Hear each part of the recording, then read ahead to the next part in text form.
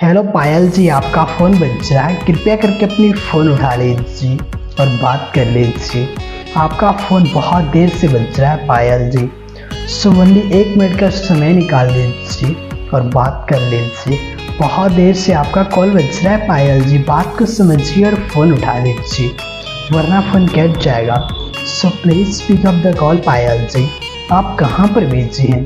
किसी को आपसे पर्सनल बातें करनी है, कुछ शेयर करना है, सो कृपया करके फ़ोन उठा लीजिए पायल जी और बात कर लीजिए। Please pick up the call.